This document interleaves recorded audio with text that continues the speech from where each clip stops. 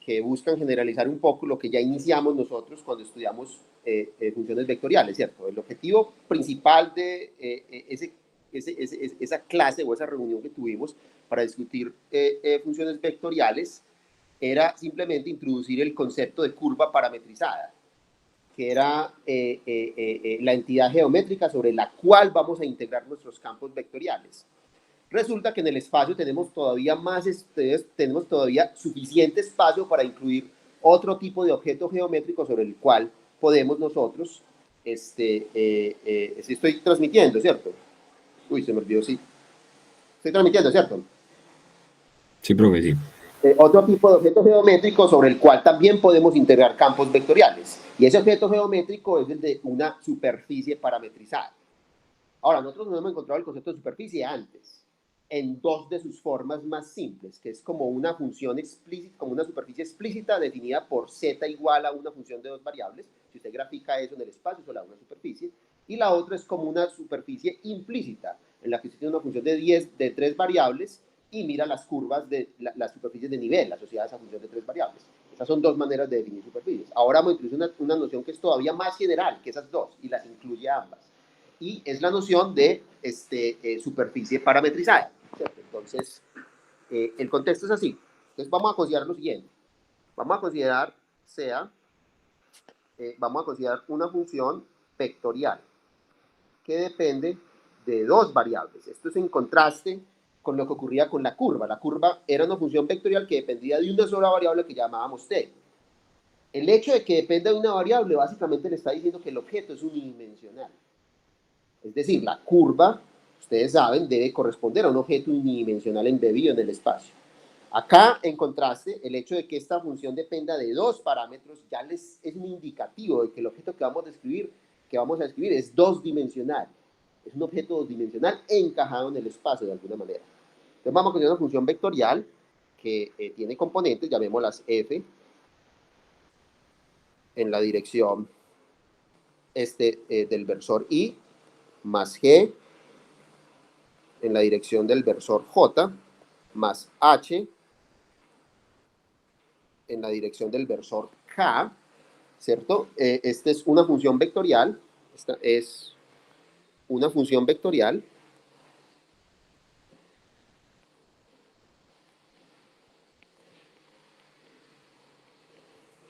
¿cierto? Continua,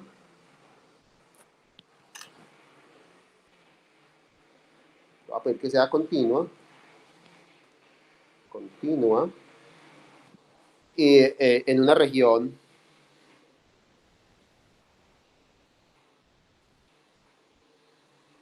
R, ¿cierto? ¿En dónde? En un plano que no es el plano XY, es el plano de parámetros V, ¿cierto? En el plano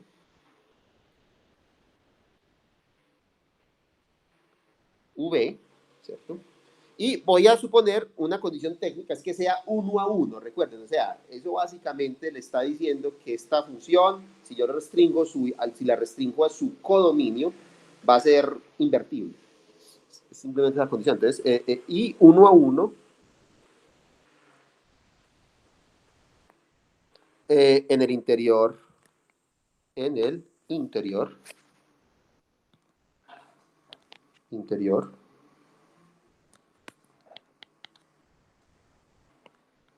en el interior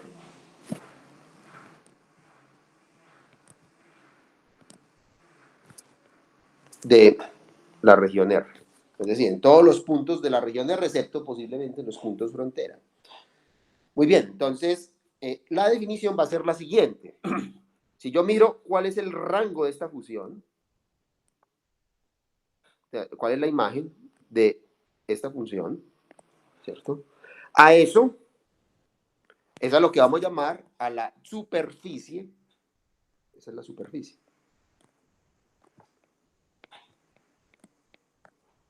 La superficie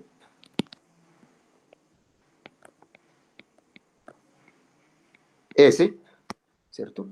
Definida por dicha función vectorial o parametrización, como la vamos a llamar más adelante. Entonces, esta es la definición de la superficie. paramétrica, ¿cierto? Entonces, hay una terminología asociada a esta definición, como siempre, para que nos habituemos a ella. Es la siguiente, ¿cierto?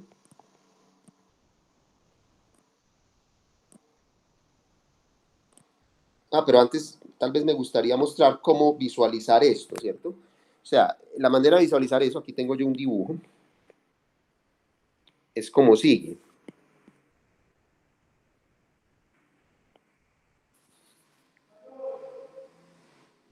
Estoy conectado, perdón. Sí, profe. Sigue conectado. Un momento que esto se me bloqueó. Voy a tener que cerrar esto. Entonces, a ver, yo lo vuelvo a abrir. Listo.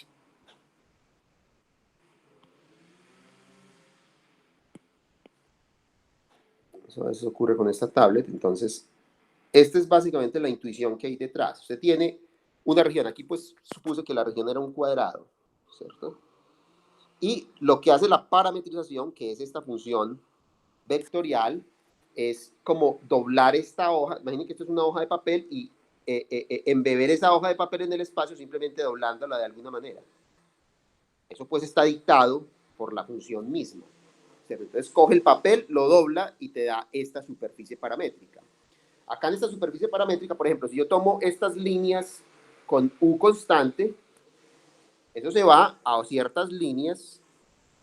La imagen de esta línea, que es una línea U constante, se va a cierta curva, a la curva U constante, que depende de cómo esté definida esta función, ¿cierto?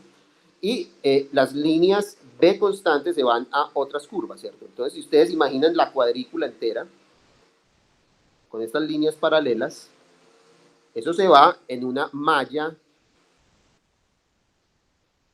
de curvas que definen a la superficie como una superficie reglada. Esa es la terminología técnica que se usa. ¿Okay? Entonces, esto es lo que ustedes deben entender por parametrización. Es una manera de coger una hojita de papel y doblarla de alguna manera en el espacio. Cada que ustedes doblan una hoja de papel en el espacio, están definiendo una superficie parametrizada. ¿Parametrizada por quién? Por la hoja que ustedes doblaron. ¿Okay? Esa es la intuición que hay detrás de eso. Muy bien, entonces, pongo esto acá mejor. Corro esto. Exacto, entonces esta es la superficie S, ¿ok? Entonces voy a definir unas nociones asociadas a este concepto, una terminología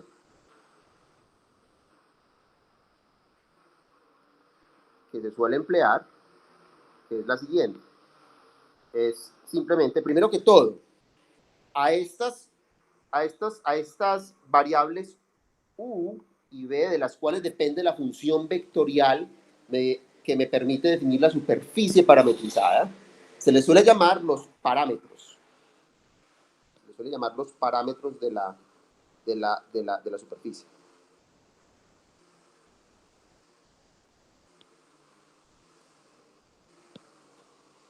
¿Okay? Y a la región R, donde están tomando valores estos pares U y B, donde están tomando valores estos pares U y B, se le llama el dominio de parámetros. Este es el dominio de parámetros.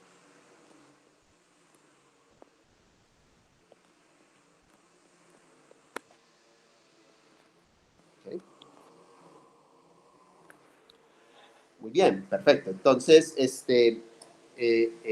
ya con esto estamos listos para empezar a ilustrar esta noción con algunos ejemplos, ¿cierto? Entonces, voy a ilustrarlo con los ejemplos más simples que uno puede concebir, ¿cierto? Las maneras más fáciles de doblar una superficie. Entonces, veamos un par de ejemplos. Los ejemplos deben sernos familiares de cierta forma porque ya hemos visto bastante sobre las simetrías de esos objetos y cuáles son las coordenadas ejemplos. Las coordenadas adecuadas para describirlo, ¿cierto? Supongamos, como primer ejemplo, que ahí me piden determinar una parametrización de un cono. Ese es el primer ejemplo. Determine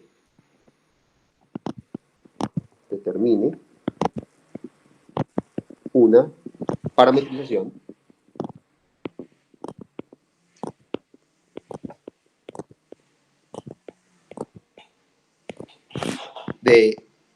del siguiente cono. Entonces, el cono, ustedes saben que tiene una ecuación cartesiana relativamente simple, o pues yo no llamaría esto simple porque es una ecuación bastante complicada, involucra una raíz cuadrada. Eso no es simple, ¿cierto? Pero es una fórmula que todos recuerdan, ¿cierto? Y vamos a suponer que la variable z se mueve entre 0 y 1. Esto es un ejemplo como primordial, ¿cierto? Entonces, ¿qué significa parametrizar el cono? Significa presentar el cono como una prescripción que obedece a esta regla, ¿cierto? Es decir, vamos a coger una hoja de papel y vamos a doblarla para formar un cono. Todos han hecho eso alguna vez en su vida, todos saben hacer eso, ¿cierto? Entonces, ¿cómo lo hacemos nosotros matemáticamente? Ahora tenemos el lenguaje para hacerlo. ¿Cuál creen ustedes que va a ser, entonces, determinemos la parametrización del cono? Entonces, ¿cuál va a ser esa parametrización? ¿Cómo lo harían? Entonces, lo primero es tratar de observar el cono, qué tipo de simetría tiene. ¿Qué simetría tiene el cono? Eso es material del parcial que acaba de pasar, que por lo visto muchos no fueron capaces de percibirlo. Pero ¿qué simetría tiene el cono? Ese cono es una cosa así. ¿Qué tipo de simetría tiene? Recuerden que simetría es algo en la que si yo cambio mi punto de vista, yo veo lo mismo. Eso es básicamente como la noción intuitiva de simetría. ¿Qué simetría? Desde qué punto de vista yo puedo, o sea, qué punto de vista yo puedo cambiar que deja intacto al cono? Eso le dice usted cuál es la simetría del cono. Simetría en el eje Z. Exactamente, en el eje Z. No hay manera de saber cómo están orientados estos dos ejes, este X y este Y. Si yo dibujo el cono con los ejes rotados, sigo viendo el mismo cono. ¿Sí se dan cuenta? Yo puedo rotar X' en Y' y nada le pasa al cono. Eso tiene simetría con respecto al eje Z. ¿Y cómo se llama esa simetría? Bueno, sí. Esa simetría tiene un nombre. Nosotros le dimos un nombre. Esa es la simetría cilíndrica. Es el lenguaje apropiado para poder formular los puntos sobre la superficie de un cono. Recuerden que esto es la superficie. Es el lenguaje de las coordenadas cilíndricas. Entonces aquí ya voy a dar la parametrización. La parametrización es simplemente haga el dibujo y mire cuál es la parametrización. Aquí está la parametrización. Dale acá. Respuesta, este dibujo. Usted coge un punto sobre la superficie del cono, ¿cierto? Y yo necesito definir este vectorcito. Recuerden que la parametrización está definida por un vectorcito, ¿cierto? Que depende de dos parámetros. Y listo, yo le puedo dar los dos parámetros. Los dos parámetros que tengo que darle son los siguientes. O sea, este punto, ¿cómo lo determino yo? Ese punto lo puedo determinar yo si yo miro la proyección al plano XY, puedo decir qué tan lejos está del origen, eso es R, y qué ángulo forma esta línea con el eje X, eso es θ. Entonces, estos puntos están todos parametrizados por esta prescripción. ¿Por qué? O sea, miren que los puntos están parametrizados por esto, porque la ecuación es tal que z es igual a r en esas coordenadas. Esta raíz cuadrada, que es una cosa complicada, les decía a ustedes, se convierte en algo muy simple cuando yo lo veo en coordenadas cilíndricas. Que es precisamente esa simplicidad, es un reflejo de la simetría que guarda este objeto. ¿Ok? Entonces yo puedo definir este vector muy fácil, porque si este es el punto, entonces el vector es el vector de posición de este punto. Es esta coordenada en la dirección del versor Y, esta coordenada en la dirección del versor J, y esta coordenada en la dirección del versor K. ¿Listo? Ahí está la parametrización del cono. Muy simple. Las coordenadas cilíndricas te dan la parametrización. Y observen cuál es el intervalo de parámetros. Entre qué y qué varía X acá. Miren, aquí va a importar mucho el cono donde lo estamos cortando. Lo estamos cortando aquí en 1, ¿cierto? Aquí en 1 estamos cortando al cono. Entonces, el cono solo viene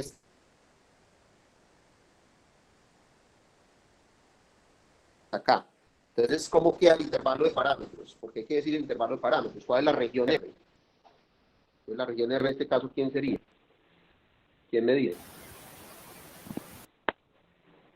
¿Teta entre qué y qué está variando? Entre 0 y 2 pi. Y R entre 0 y 1. Listo, muy bien. Exacto, ¿por qué entre 0 y 1? porque pues... Porque Z y R son lo mismo. Y Z se lo dio entre 0 y 1. Muy bien. Entonces, miren que la región de parametrización de ese señor es un cuadrado. O sea, si yo dibujo esto en el plano R teta, esto va a haber un cuadrado que tiene base 1 y altura 2pi. Entonces, lo que estoy haciendo es esta hoja de base 1 y altura 2pi la estoy doblando para formar el tono. Eso es lo que esta función complicada está haciendo. ¿Okay? ¿Está claro este ejemplo? A ver si paso al siguiente. ¿Sí está claro? Sí, profe.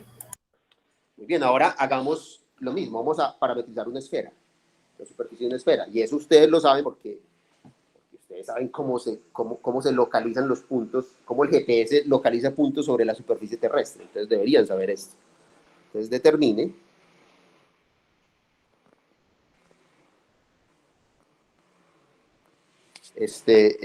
la parametrización para una esfera. O una parametrización. Profe, ¿te puedes devolver un momento a la diapositiva anterior, por favor? Sí, claro. Yo pongo esto un poquito más grande. Listo, profe. Muchas gracias. Lo podemos poner un poquito más grande. Y si se ve más, creo yo. Que sea claro qué es lo que está pasando, ¿cierto? Esto es la región.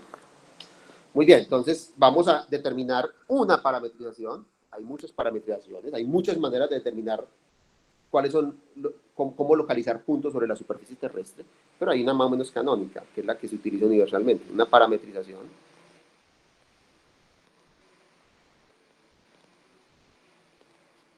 Para la esfera.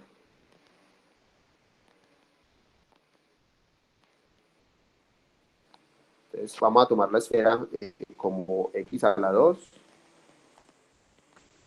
más y a la 2 más z a la 2 igual a la 2. Entonces, una vez más, ¿cuáles son las simetrías del objeto? Para uno tener una idea intuitiva de qué es lo que debe utilizar.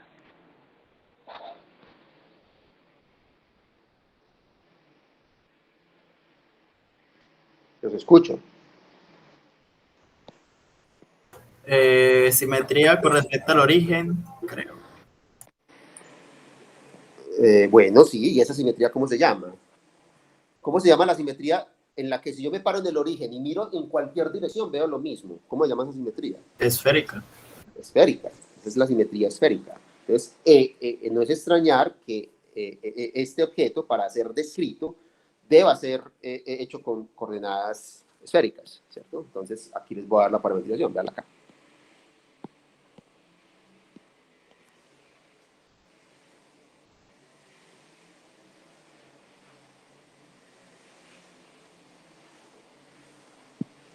Acá es simplemente usar las coordenadas esféricas. ¿Okay? Usamos las coordenadas esféricas. Entonces yo miro el punto sobre la superficie terrestre. Miren que son los puntos. Yo no estoy hablando de los puntos en la bola, sino sobre la superficie terrestre, la superficie del balón de playa, que tiene radio A. ¿Cierto? Entonces, ¿cómo determino yo la localización del punto? Esta posición en ρ está fija, porque todos están al mismo radio A. Y lo único que tengo que decir es a qué ángulo polar se encuentra y a qué ángulo azimutal se encuentra. O en otras palabras, a qué ángulo ecuatorial se encuentra y a qué ángulo longitudinal se encuentra. Estas son las coordenadas que usa un GPS. Estas son las longitudes y las latitudes de la superficie terrestre. Son literalmente estas coordenadas. Cuando ustedes leen la localización de un punto en la superficie terrestre, lo que le va a arrojar el GPS son estos dos números, estos dos ángulos. Con eso localiza usted cualquier punto sobre la superficie terrestre. Y las fórmulas están dadas por las fórmulas de las coordenadas esféricas, ¿cierto? Entonces, una vez tú tienes eso, ya sabes cuál es aquí me faltó una cosita, pues, o sea, este debe ser el vector. Yo copio esto. Este debe ser el vector. El vector es este vector. ¿Ok? Ese es el vector. El vector debe ser este vector y tiene como entradas a este señor en la dirección del versor I, a este señor en la dirección del versor J y a este señor en la dirección del versor K. Entonces es fácil, ¿cierto? ¿Cuál es la región? ¿Cuál es la región?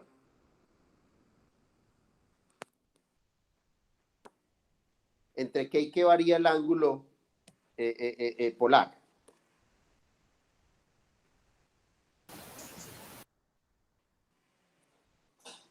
Y el azimutal, entre qué y qué varían. O sea, este ángulo entre qué y qué varía. Entre 0 y 2pi. Muy bien, entonces el ángulo teta varía entre 0 y 2pi, muy bien. ¿Y qué hay del ángulo azimutal? ¿Entre qué y qué varía? Entre 0 y pi. Entre 0 y pi, muy bien. Eso lo sabían ustedes ya, ¿cierto? Entonces aquí está la región es un cuadrado. Aquí hay un pequeño detalle en el cual no voy a entrar yo, y es que uno tiene que excluir acá una línea entera de teta, digamos la línea en 0, por ejemplo. Y lo que está haciendo el papel es doblarse para formar la esfera sin esta línea. Lo que pasa es que nosotros vamos a estar interesados en integración sobre este objeto, y la esfera con este corte y la esfera sin el corte son lo mismo desde el punto de vista de integración. Pero hay un detalle, y el detalle es que yo no puedo coger una hoja de papel cuadrada y doblarlo para que dé una esfera. Ustedes saben eso muy bien. Ustedes no pueden devolver una naranja con un papel periódico porque se arruga el papel periódico. Ustedes saben que se arruga porque básicamente es una obstrucción geométrica. La hoja tiene curvatura cero, mientras que la naranja no tiene curvatura cero. Entonces no hay manera de envolverlo. Entonces por eso uno, estrictamente hablando, está solamente formando una esfera con un corte. Es la esfera menos una línea. Pero desde el punto de vista de integración es lo mismo. O sea, la integración no le importa. Recuerden cuando usted tiene intervalos. Si usted integra una función entre A y B, ese A y B no importa si es un intervalo cerrado o un intervalo abierto. ¿Por qué? Porque desde el punto de vista de la integración, los extremos no contribuyen al área. Esas dos líneas que usted está excluyendo no tienen ningún efecto en el área total que hay debajo de la curva f de x. Aquí está ocurriendo una cosa similar. Si yo excluyo una línea de la esfera, esta línea no tiene ningún efecto en la superficie de la esfera, si lo que quiero es calcular la superficie de la esfera. Ok, muy bien. Entonces, estos son los dos ejemplos que quería dar. A continuación, entonces, lo que voy a tratar de hacer es definir un elemento de área. Nosotros hasta ahora hemos trabajado con un elemento de volumen en el espacio y hemos definido lo que es una integral de volumen, una integral triple. Y en el plano, con regiones planas, hemos definido un elemento de área, el que llamamos de A, y este es el que llamamos de B. Ahora resulta que vamos a poder definir un elemento de superficie genérico. O sea, ¿cómo sería el elemento de superficie? Y vamos a poder sumar todos esos elementicos para dar el área de la superficie doblada en términos de la parametrización. Ese es el objetivo, ¿cierto? Entonces, voy a trazarme ese objetivo, voy a tratar de responder la pregunta. ¿Okay? ¿Sigo conectado y transmitiendo? ¿Sí? Sí, profe. Sí, profe. Muy bien. Entonces, el objetivo que nos vamos a trazar es ese. Vamos a trazarnos ese objetivo. Un objetivo muy claro, objetivo.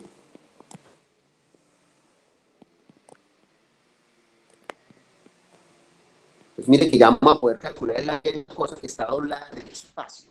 Eso antes no podíamos hacerlo, ¿cierto? Pero ya tenemos el lenguaje para hacerlo. Entonces, encontrar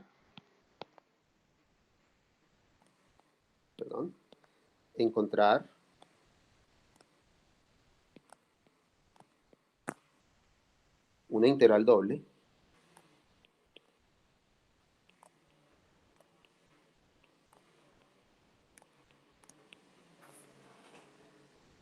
para calcular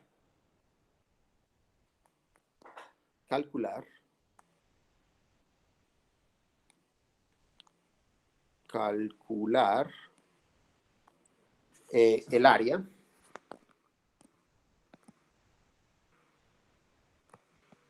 de una superficie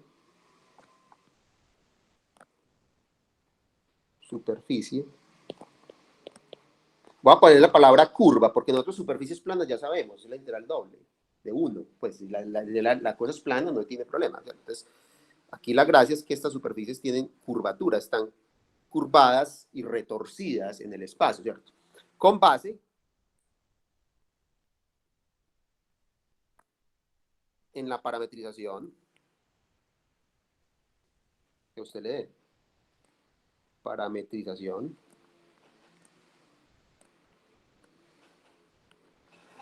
que voy a llamar R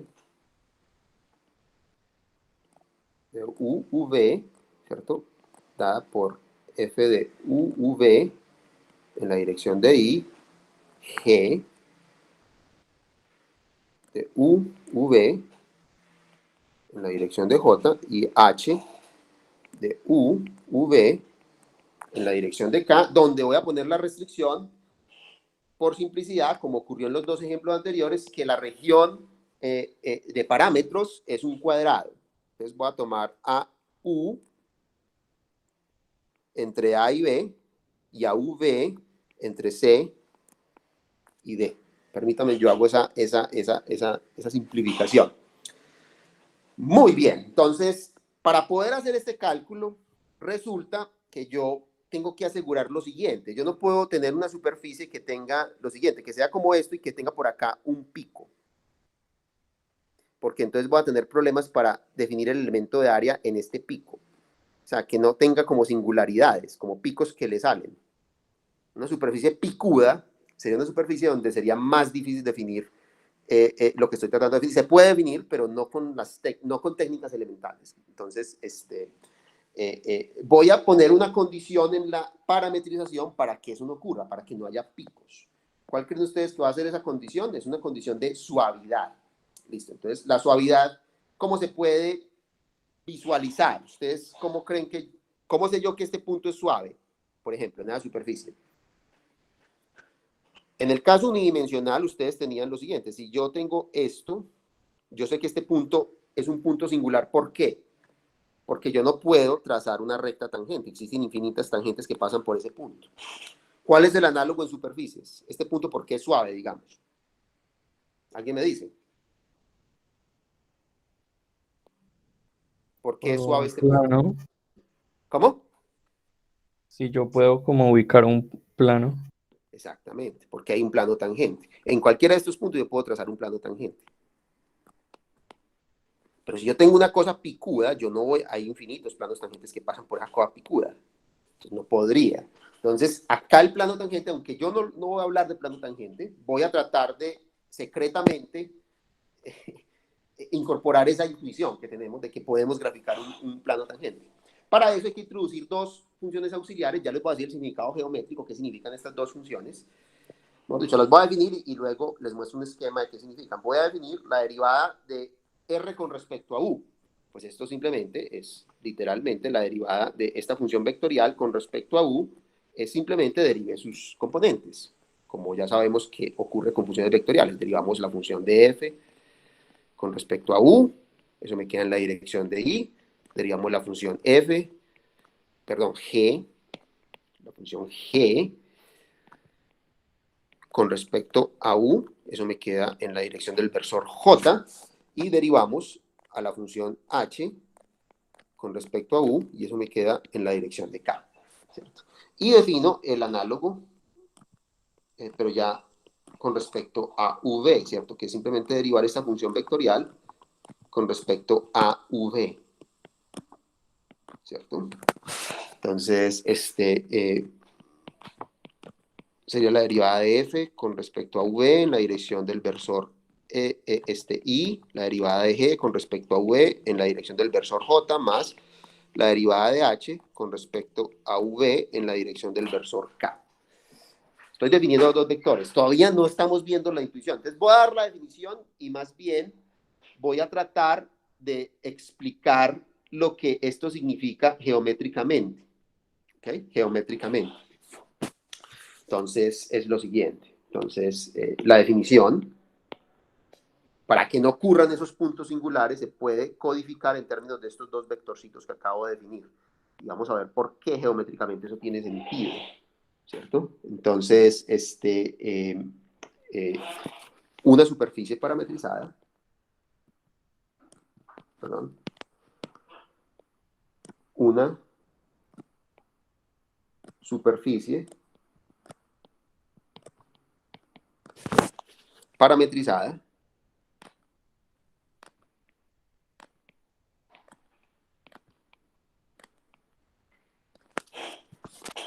digamos, dada por esta expresión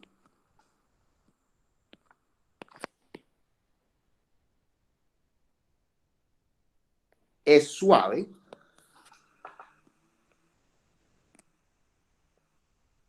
¿cierto? Esto es lo que estoy tratando de definir. Suave es que no existen esos picos, no es singular. Sí, estos dos vectores que acabo de definir, la derivada de R de la parametrización con respecto a U y la derivada de la parametrización con respecto a V, son continuos como funciones, son continuos. Es decir, sus entradas en cada una de estas componentes es continua, es lo que estoy diciendo, son continuos. Y además, si yo calculo el producto cruz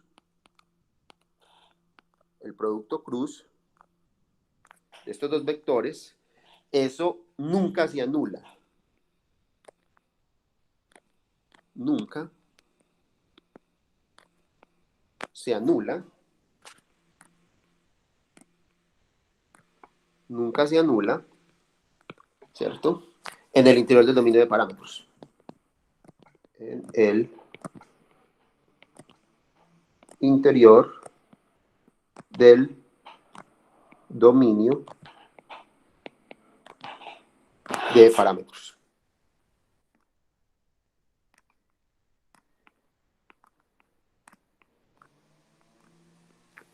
¿Cierto? Entonces, miren que les estoy dando una definición que se puede verificar. Ustedes pueden verificar esto literalmente. Calculan esto, miran si son continuas, calculan este producto cruz. Ustedes saben calcular el producto cruz de vectores y miran si eso se anula o no en el dominio del interior de parámetros. Por ejemplo, con el cono eso no va a ocurrir, porque el cono tiene un punto singular. Acá hay un pico. Aquí no hay espacio tangente. ¿Okay? ¿Sí ven? Entonces, muy bien. Ahora, ¿cuál es la intuición geométrica detrás de esto? Acá pues yo tengo que descansar un poco en el álgebra lineal que ustedes aprendieron. Yo no sé, pues yo he sido muy crítico del curso, voy a hacerles preguntas y vamos a ver qué tan bien está su álgebra lineal, porque esto es álgebra lineal del plano, del espacio, perdón. Entonces, ¿qué son estos dos vectorcitos? ¿Qué significan estos dos vectorcitos? Geométricamente hablando. Voy a mostrarles un dibujo, ¿cierto? Y aquí voy, esta es la geometría del problema. Entonces, la geometría que hay detrás de esto es la siguiente. Yo miro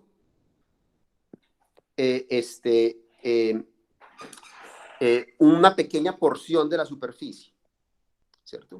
Una pequeña porción de la superficie, ¿cierto? Y en esa superficie, recuerden que la superficie era tal que yo tenía unas curvas U constante y B constante, ¿cierto? Y eso me daba unas curvas acá, U constante y B constante en la superficie doblada, ¿cierto? Entonces voy a mirar una pequeña porción de la superficie donde dejo a U constante, esta es una de estas, y a B constante, y miro una pequeña porcióncita. Entonces, esta curva, cuando U es constante, tiene un vector tangente como curva. Ese vector tangente es precisamente la derivada de la parametrización con respecto a B. ¿Qué es lo que literalmente, ustedes recuerdan lo que significa derivar con respecto a B? Esto tiene todo el sentido. Derivar con respecto a B es dejar a U constante y derivar únicamente en la dirección de la variable B. Eso le da este vector constante. Y luego, ¿qué es esta otra curva? Esta otra curva es dejar a B constante, ¿cierto? Y aquí tenemos un pequeño vector tangente que corresponde exactamente a derivar con respecto a U, ¿cierto? Entonces, observen, estos dos vectorcitos, si yo les calculo el producto cruz, me va a dar un vector que es ortonormal a ambos. Entonces aquí es donde viene la intuición geométrica. ¿Por qué esta definición de suavidad tiene sentido? Porque suavidad significa que en el punto P0 yo puedo graficar un plano tangente. Eso es lo que ustedes me respondieron. Para poder graficar un plano tangente, yo lo puedo hacer con estos dos vectorcitos, ¿cierto? Pero ¿qué tengo que garantizar yo para que dos vectores en el espacio me generen un plano? Esa es la pregunta de álgebra lineal que tengo para ustedes. ¿Ustedes recuerdan eso? Hay un criterio que permite hacer eso. ¿Cuál es ese criterio? Ser ortogonales. No necesariamente, no tienen que ser ortogonales. Yo puedo tener estos dos vectores en el espacio generan un plano. Estos dos vectores que genera acá y no son ortogonales. Linealmente independientes. Que sean linealmente independientes. Muy bien. Tienen que ser estos dos linealmente independientes. Ahora, ¿cuándo son estos dos vectores linealmente dependientes? ¿Qué significa que dos vectores en el espacio sean linealmente dependientes? Cuando el producto cruce entre ellos da igual a 0. Exactamente. O, pues, que sean paralelos, exactamente. Que es equivalente a decir que el producto cruz de igual a 0. Entonces, cuando el producto de esto da 0 es porque este vector va en la misma dirección de eso. O sea, aquí está RB y aquí está RDU. Entonces, no hay área. No se genera un área entre estos dos vectores porque no son linealmente independientes. Eso significa que este curso me está dando 0. Entonces, no hay área y si no hay área, no hay plano. ¿Sí se están dando cuenta? Entonces, esto tiene todo el sentido, es porque lo que yo necesito es que estos dos vectores sean linealmente independientes, lo cual se puede caracterizar diciendo que este producto cruz sea distinto de 0, para que así estos dos vectores generen un plano tangente a la superficie en ese punto. Esa es la intuición que hay detrás de esta definición. ¿Okay? Entonces, voy a borrar este dibujo porque luego voy a retomarlo. Quería como que ustedes vieran por qué esta definición tiene sentido, ¿cierto? Entonces, una vez que hemos definido en términos operativos lo que significa ser suave, ya podemos preguntarnos cuál debe ser entonces el área de la superficie. Y para eso acudimos a lo que siempre hemos hecho en cálculo, tratar de entender el problema localmente para pequeñas porciones de superficie y luego sumamos, entre comillas, donde sumamos se convierte en una integral. Eso es lo que voy a hacer a continuación. Voy a escribir acá, voy a fijar una figura que es esta, donde voy a tratar de explicar cómo calcularía uno el área de esta superficie, ¿cierto? Entonces, acá está la superficie paramétrica, la parametrización de una superficie, ¿cierto? Entonces, acá está el intervalo de parámetros. Yo estoy asumiendo que ese intervalo de parámetros es tal que U se encuentra entre A y B y V se encuentra entre C y D, entonces es un rectángulo, ¿cierto? Entonces, lo que yo hago es fijarme en un pequeño rectangulito de área A sub U B, ¿cierto? En el que la base está comprendida entre U sub 0 y U sub 0 más delta U, o sea, esto tiene largo U delta U, y la altura está comprendida entre B sub 0 y B sub 0 más delta B, es decir, tiene altura delta B. Y yo miro cuál es la imagen de este pequeño rectangulito bajo la parametrización. Eso me va a dar un pequeño rectangulito acá deformado, curveado, ¿cierto? Donde estas curvas están determinadas por U constante, esta curva es B constante, esta curva es B sub 0 más B constante, ¿cierto? Y esta curva es U igual a U sub 0 más delta U constante. Y eso tiene una pequeña área, entonces calculemos esta pequeña área. De nuevo, juega para nosotros un papel primordial el hecho de cómo se calcula entonces esa área. ¿Alguien recuerda cómo se calcula esa área? Entonces, de nuevo, acá está esta figura. Les voy a recordar esta figura. Esta figura es simplemente una amplificación de lo que está ocurriendo acá. Esto simplemente es un zoom in de esto. Aquí estoy haciendo el zoom in. ¿Cómo calculo yo esta área? Entonces, ¿qué se les ocurre? ¿Cómo calcularía yo esa área en términos de esta geometría? Entonces, voy a darles otro dibujo más. Un dibujo en el que dibujo exactamente el plano tangente. Y esto sí va a responder nuestra pregunta.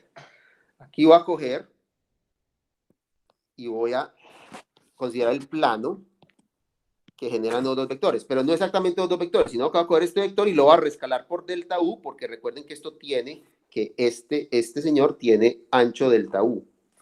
Y a este lo voy a rescalar por delta B, porque recuerden que este tiene altura delta B. Entonces yo hago lo mismo con este, rescalo este rectangulito y rescalo el correspondiente plano tangente. Ahora, supongo que esto es muy pequeño, que esta región es tan pequeñita que este rectángulo que yo dibujo en la superficie es prácticamente plano. Eso se puede hacer. Si usted hace un zoom in de toda la superficie, todas las superficies lucen localmente como si fueran planas. Están hechos de planitos. Lo que pasa es que los planitos se pegan de manera no trivial para que den la sensación de curveado, ¿cierto? Entonces, si eso es así, ¿cuál es la diferencia entre el área que a mí me interesa y el área de este plano? Si son muy pequeños. ¿Hay alguna diferencia? Si son muy pequeños, no. Es casi lo mismo. Calcular el área de este señor, que es lo que estoy buscando, y el área de este señor es prácticamente lo mismo si son muy pequeñitas los deltas U y los deltas B. Si esto es muy, muy pequeño. No hay manera de distinguir esto del área de este plano. Ahora, de nuevo, álgebra lineal o geometría vectorial. ¿Cómo calculo yo el área de este plano? Hay una fórmula que le permite calcular el área de ese plano. ¿Cuál es el área del paralelogramo? Voy a ponerlo acá, área del paralelogramo. Del paralelogramo.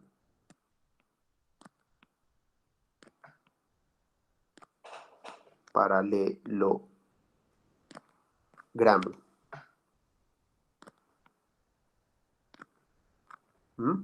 ¿Cuál es esa área? ¿Cómo la calculo? ¿Ustedes recuerdan eso? Con el determinante. Ok, por ahí va la cosa, pero hay una cosa en términos... Si yo tengo dos vectores, A y B, y yo quiero calcular el área del paralelogramo que determinan dos vectores, hay una fórmula que me permite hacerlo. ¿Cómo es?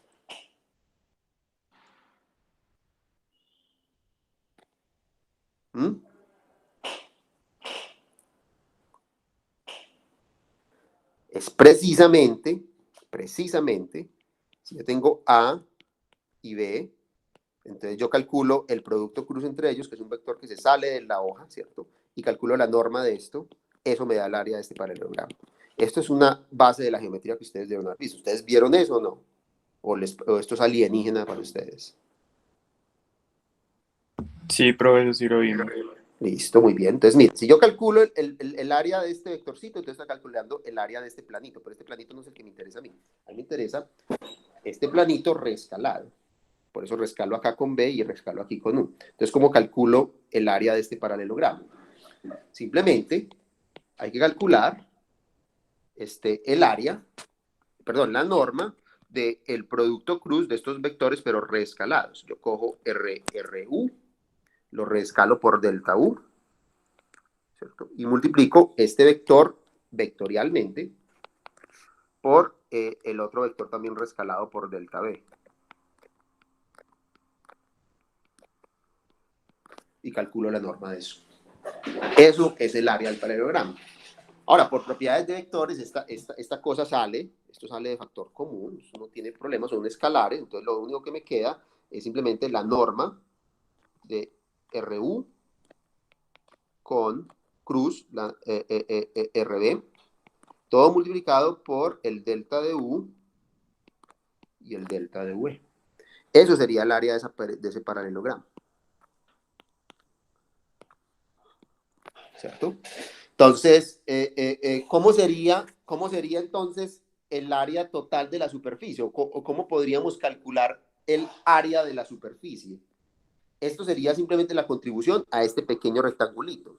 Entonces, ¿cómo calcularía usted el área de la superficie? Haría lo mismo con todos los posibles rectangulitos que yo pueda definir en esta superficie. ¿Cómo? Cuadriculando la región, el dominio de la parametrización. Entonces, miro cada rectangulito qué contribución tiene, y eso me da a mí una aproximación al área. Eso no es el área, porque estamos cometiendo un pequeño error. El pequeño error que estamos cometiendo es es que estamos identificando esa área como si fuera el área de este plano, ¿cierto? Entonces, el área de la superficie, voy a ponerlo así, el área de la superficie S sería aproximadamente igual, voy a poner eso deliberadamente, a la suma de todas estas contribuciones. Tantas como haya. No voy a poner acá, pues, no las etiqueté con K y eso, para no hacer la anotación, pero digamos que hay N de ellas, ¿cierto? Y sería entonces calcular la contribución, el área de cada una de esas contribuciones que ya vimos, es este señor.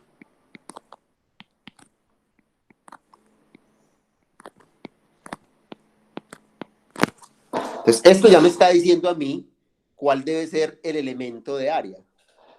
Porque si este es el área de la superficie, aproximadamente esta suma, ¿cómo la vuelvo yo una igualdad? Yo la vuelvo una igualdad si yo utilizo la magia del límite. Hago que el número de rectángulos en la subdivisión que yo haga de la región de parámetros tienda a infinito. O lo que es lo mismo, el área de cada uno de estos rectángulos de la subdivisión tienda a cero. Y en ese caso, entonces, esta suma se convierte en una integral. esa integral me da el área de la superficie. Entonces ya con esto espero haber podido motivar por lo menos la definición que voy a dar, porque yo voy a definirlo. Yo no estoy haciendo el análisis exhaustivo para ser un poco más económico en las explicaciones, pero espero que la intuición de dónde proviene esta definición que voy a dar esté por lo menos parcialmente justificada. ¿Okay? Entonces, la definición es la siguiente. El área de la superficie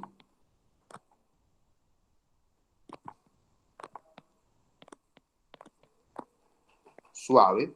Entonces aquí es muy importante que la superficie fuera suave. ¿Por qué era muy importante que fuera suave? Porque es que si no, esta cosa colapsa. Si no es suave, esta cosa está anulando y esto colapsa, eso no contribuye. ¿Cierto? Entonces, de nuevo, voy a poner acá este R, ¿cierto?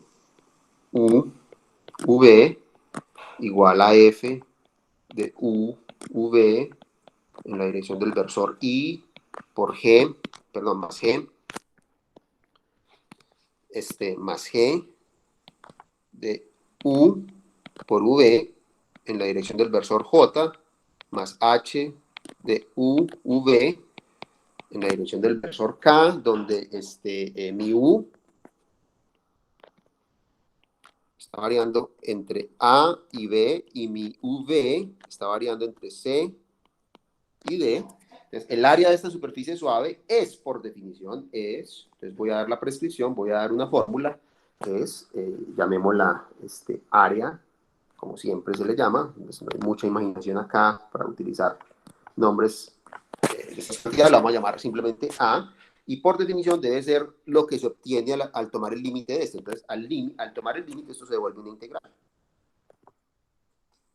doble sobre esa región de parámetros de lo que es el producto cruz de estas dos funciones vectoriales que yo obtengo al derivar mi parametrización de la superficie con respecto a U y con respecto a B, tomar el producto cruz y calcular la norma, y aquí está el diferencial de área. Entonces miren que ya se convirtió en un problema de integrales dobles, que es lo que estudiamos en el capítulo anterior, y esto pues por definición, como es una región cuadrada, se puede calcular como integral iterada, y sería entonces la integral entre C y D de la integral entre A y B de esta función. U, V, D, U, dB. ¿Ok? Esa es la definición de área. La motivación está por esta secuencia de figura. Aquí está la geometría escondida y el por qué esta definición tiene todo el sentido del mundo. Muy bien, entonces ahora se le suele dar pues aquí pues algo de notación, como notación a esta cosa se le suele dar un nombre, es como el diferencial de superficie, ¿cierto? Entonces, a ver, ¿cómo lo digo? Esto es como una notación, más una notación que le permite a uno recordar cosas, notación.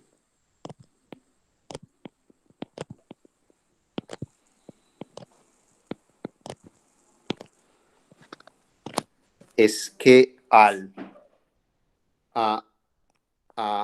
esa cantidad, al integrando de esa superficie, se le suele llamar de sigma. Yo estoy usando la notación, creo que está la notación del libro de Thomas, no recuerdo bien si el libro de Stewart tal vez utiliza el ds, pero a mí no me gusta llamarlo ds porque se confunde con la superficie misma. Entonces lo voy a llamar de sigma, ¿cierto?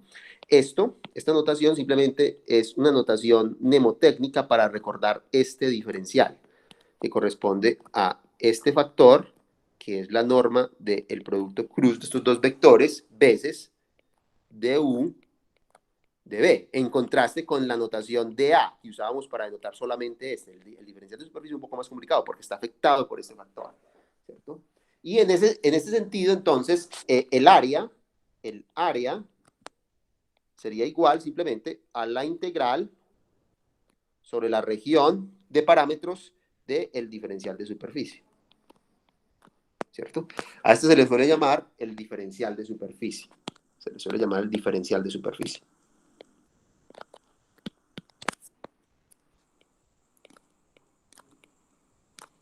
diferencial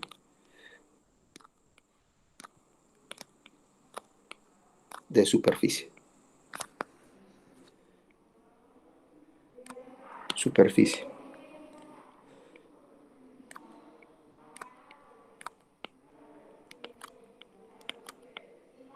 ¿Ok? Entonces, observen que ya tenemos muchas cosas. Tenemos diferenciales de área, diferenciales de superficie y diferenciales de volumen. Son todas cosas distintas, ¿cierto? Muy bien, perfecto. Entonces, ahora vamos a pasar un par de ejemplos. Voy a terminar la clase simplemente con un par de ejemplos. Vamos a calcular las áreas de las superficies que vimos en los ejemplos anteriores, que fueron el cono y la esfera. Entonces, veamos un par de ejemplos.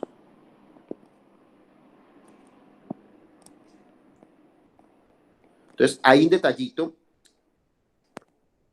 con el cono, ¿cierto? El cono claramente no es una superficie suave. No es una superficie suave. Tiene un punto singular. Entonces, ¿qué hacemos? Yo parece que definí todo para superficies suaves. Entonces, la pregunta es, ¿qué hace uno? O sea, ¿qué harían ustedes?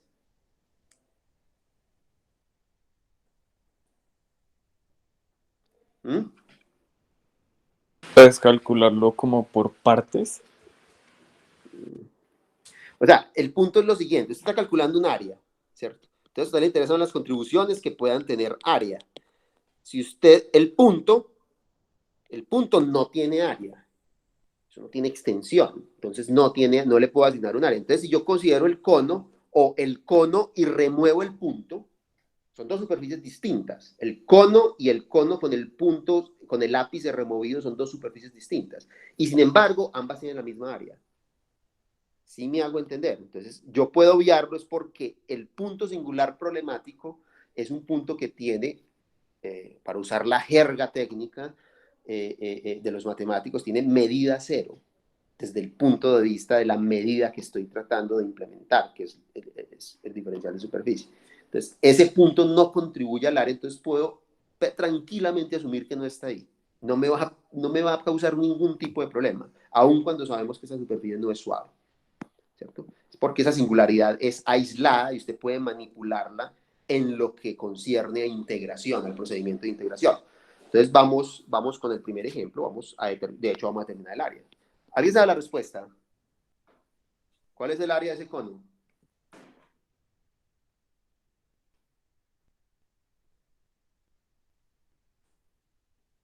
¿Alguien sabe la respuesta? ¿Mm? Bueno, determine.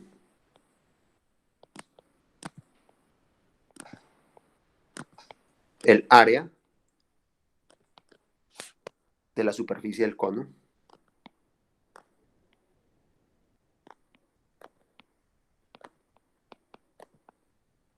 Del cono.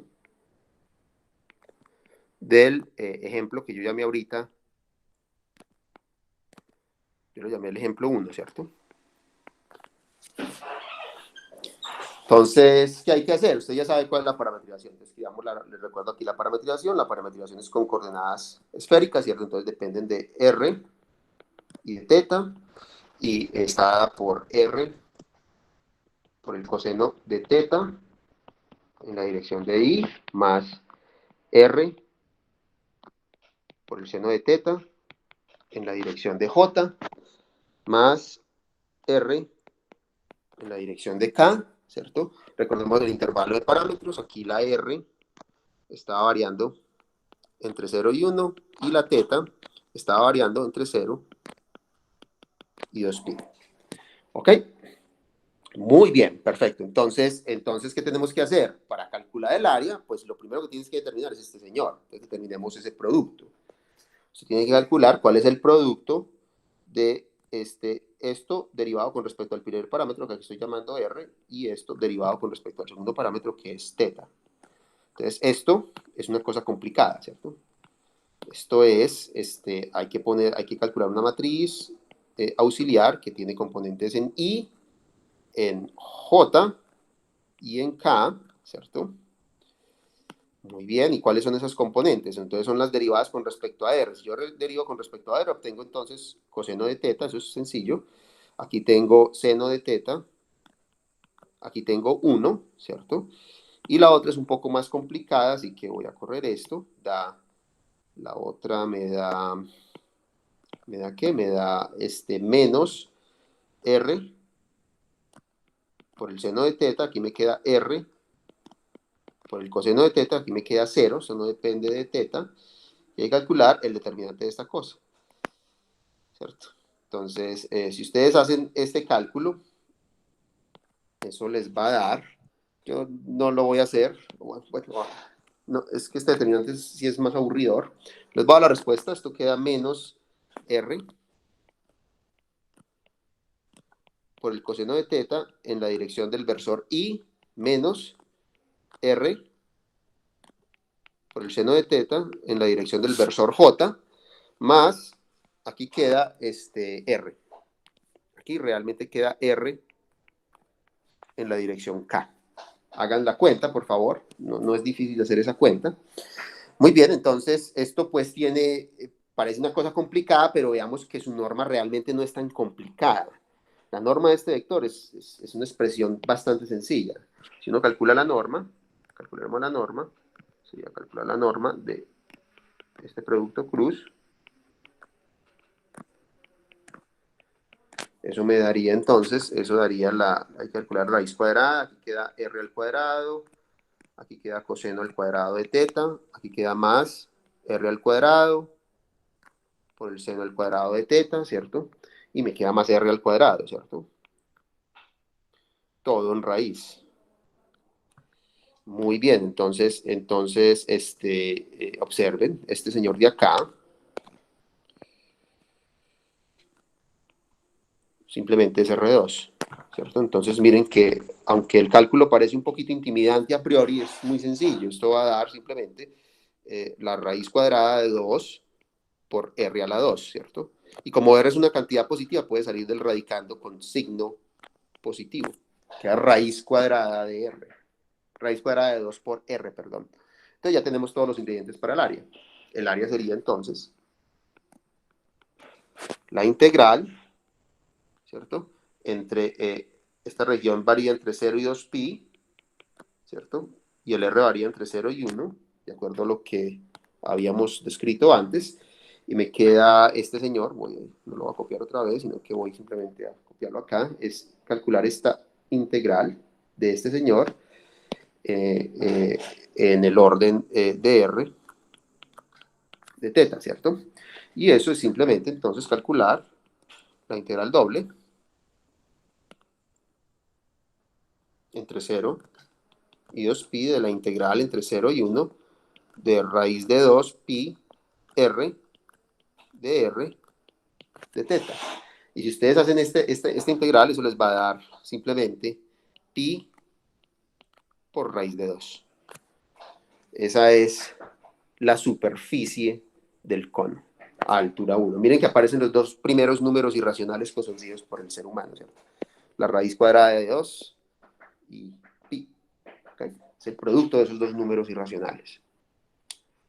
Muy bien, ¿alguna pregunta con respecto al procedimiento? Esto es muy estándar, estoy simplemente aplicando la receta. ¿Preguntas?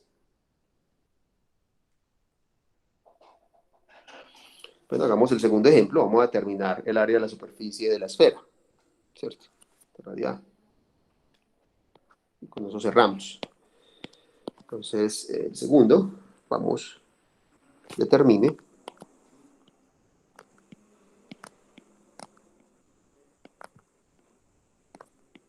el área de la superficie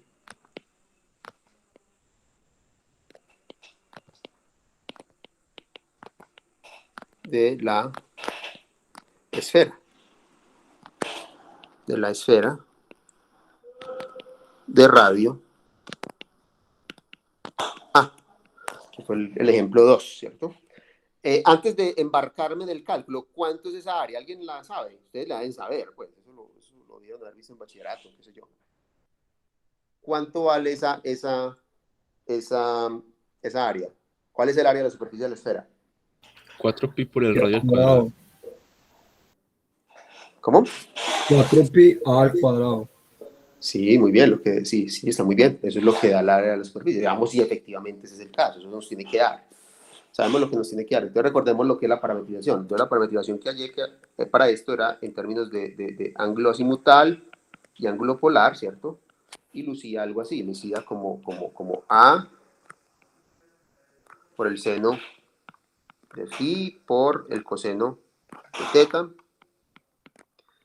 en la dirección del versor I más A por el seno, perdón, A por el seno de phi por el seno de teta en la dirección del versor J más A por el coseno de phi en la dirección del versor K.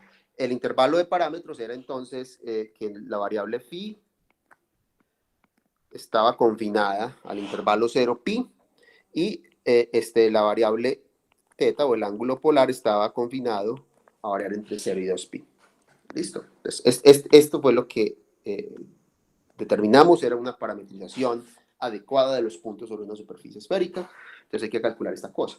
Es un cálculo formidablemente largo, ¿cierto? Hay que calcular el producto cruz de R con respecto a phi por R con respecto a teta. Y yo creo que esto es bueno que lo guarden. Esto seguramente en los ejemplos, en muchos talleres van a tener que calcular esto una y otra vez. Y es bueno que se lo sepan, porque la manera correcta de parametrizar esferas es con coordenadas esféricas. Nadie va a parametrizar esferas de un modo distinto. ¿Se puede? Sí, pero nadie lo hace. Entonces, esto da A por el coseno de phi por el coseno de teta, ¿cierto? Esto en la dirección de I. Esto da A por el coseno de phi por el seno de teta. Esto es en la dirección de J. Y esto es menos A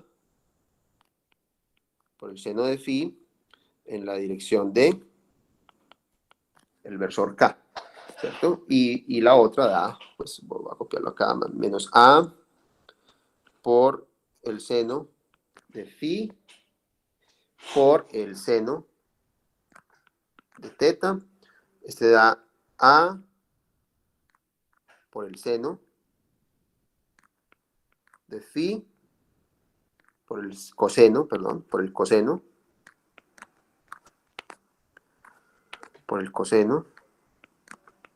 de teta. Y esto da 0 porque la variable z no depende de teta, ¿cierto? Entonces hay que calcular este determinante. Y esto pues es un cálculo largo. Les va a dar lo siguiente, voy a dar la respuesta simplemente.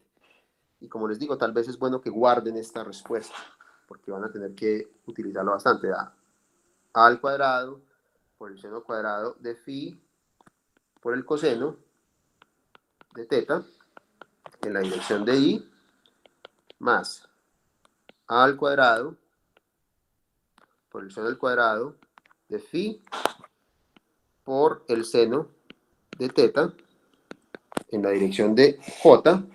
Y finalmente esto da A al cuadrado por el seno de phi por el coseno. Profe, qué pena. Tengo una pregunta. Sí, Lo que pasa es que en geometría. No.